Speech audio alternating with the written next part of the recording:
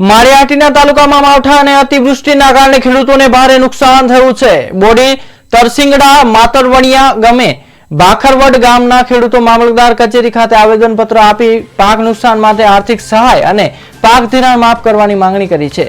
ચાલુ વર્ષે માવઠા અને અચાનક ભારે વરસાદને કારણે ઊભા પાક ખાસ કરીને મગફળી અને સોયાબીન સંપૂર્ણ રીતે નિષ્ફળ ગયા છે। ખેતરોમાં વરસાદી પાણી ભરાઈ જતા પાક સડી ગયા છે અને ખેડૂતોને ખેતીના ખર્ચ પણ પાછા ન મળવાના કારણે આર્થિક સંકટનો સામનો કરવામાં આવી રહ્યો છે। નવરાત્રી દરમિયાન પણ અતિવૃષ્ટિ થતા પાક નુકસાન થયું હતું, જે માટે યોગ્ય સર્વે કરવામાં આવ્યો નહોતો। ખેડૂતોના જણાવ્યા અનુસાર સતત અતિવૃષ્ટિ અને માવઠાના કારણે મોટા પ્રમાણમાં નુકસાન થયું છે।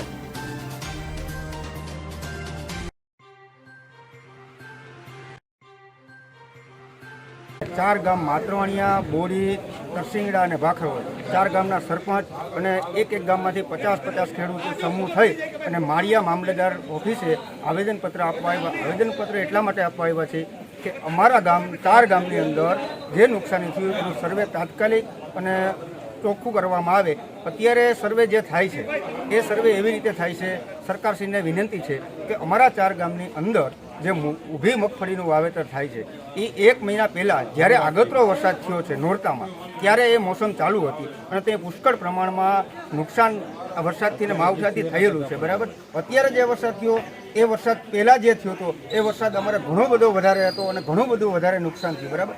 સરકારશ્રીના નિયમ મુજબ અત્યારે જે સર્વે કરવામાં આવે છે એ સર્વે કરવામાં હયાત જે નુકસાની છે કે કોઈ ખેડૂતના ખેતરમાં પાથરા ભર કે નીરચારો જે બગડ્યો હોય એ જોઈ અને નિરીક્ષણ કરી અને સર્વે કરવામાં આવે છે। તો અત્યારે હયાત આ ચાર ગામની અંદર હયાત નુકસાની તમને આંખે દેખાય એવી કોઈ નુકસાની સર્વેયરને દેખાતી નથી। એનું કારણ છે કે 1 મહિના પહેલાં જે ખેડૂતે જે મગફળી તૈયાર કરી અને વરસાદ થયો એ ત્યારે જોરદાર નુકસાન થઈ હતી, ત્યારે કોઈ સરકારના પરિપત્ર નહોતો કે કોઈ સરકારનો નિયમ નહોતો કે ત્યારે સર્વે કરવું। તો ખેડૂતે સર્વે કરવાની રાહ જોવાની 1 મહિના સુધી, તો ત્યારે કોઈ સરકારે ક્યાંય કોઈ જાતનું સર્વે કરવાનો ઉલ્લેખ કર્યો નહોતો।